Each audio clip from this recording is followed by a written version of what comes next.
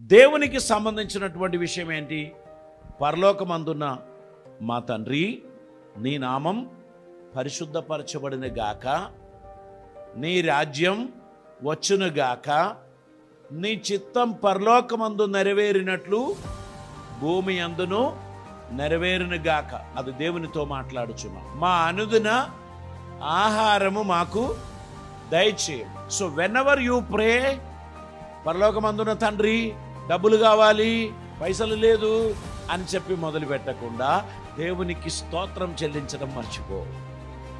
నన్ను విడవక, ఎడబాయక, అనాథునిగా చేయక నన్ను నిలబెట్టినందుకు స్తోత్రం. నీ నామం మహిమపరచబడిన గాక. నీకు స్తుతి చెల్లిస్తున్నానని దేవుని మహిమపరచడానికి ప్రభు మనకిచ్చినటువంటి ఆపర్చునిటీని నిర్లక్ష్యం చేయొద్దు. దేవునికి స్తోత్రం చెల్లించాలి. ఆయన ప్రతి అంశమును కూడా ఆలకించి మన జీవితంలో తన కృప దయచేస్తాడు. మనం ఫస్ట్ ఆఫ్ ఆల్ ఏమని ప్రార్థన చేస్తున్నాం అనేది మనం అర్థం చేసుకోవాలి. ఎవరికి తెలియపరుస్తున్నారు అనేది కూడా మనం అర్థం చేసుకోవాలి. నాతో ఎవరైనా వచ్చి 30 నిమిషాలు పొడుగుగా మాట్లాడుకుంటూ ఊపిరి ఆడకుండా ఉంటే నాకేం అర్థం కాదు. నేను మళ్ళీ అంటాను, ఫైనలీ మీరేమన్నారు,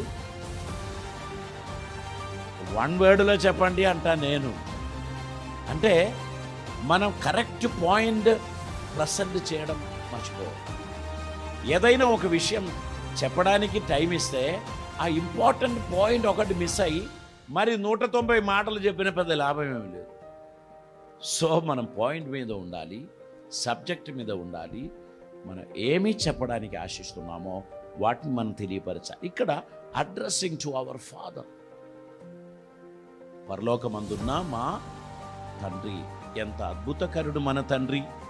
ఆయన మన జీవితంలో చేసిన అద్భుతాలు, ఆయన మన జీవితంలో చేసిన ఆశ్చర్య కార్యములు, ఆయన ఇంకా చేయబోచున్న విషయాలు, వీటిని గురించి ఒక అండర్స్టాండింగ్ మనకు ఉండాలి.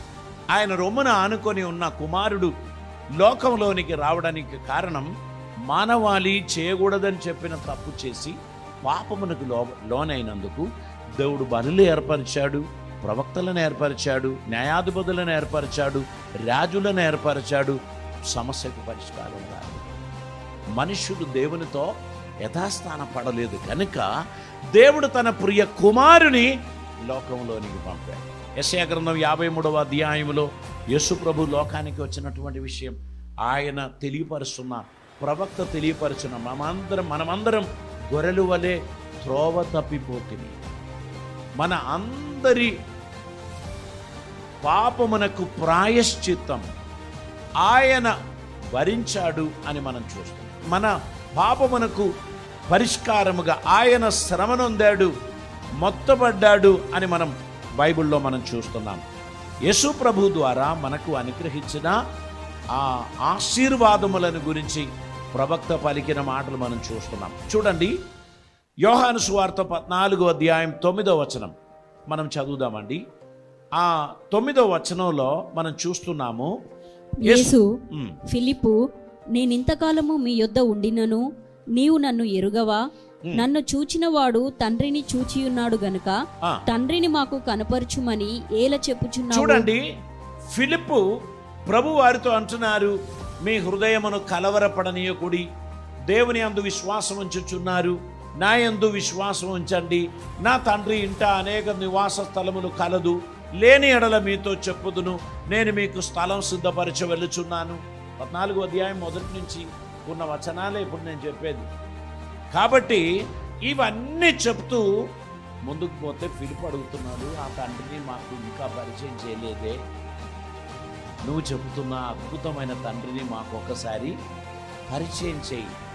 అప్పుడు ప్రభు అంటున్నాడు, ఫిలిప్పు, నువ్వు ఇంతకాలం నాతో కూడా ఉండి కూడా తండ్రిని పరిచయం చేయండి అని చెప్పడం ఏంటి? నన్ను చూచిన వాడు నా తండ్రిని చూచాడు, నేను నా తండ్రి ఏకమై ఉన్నాం. అందుకే మనం త్రిత్వాన్ని మనం నమ్ముచున్నాం.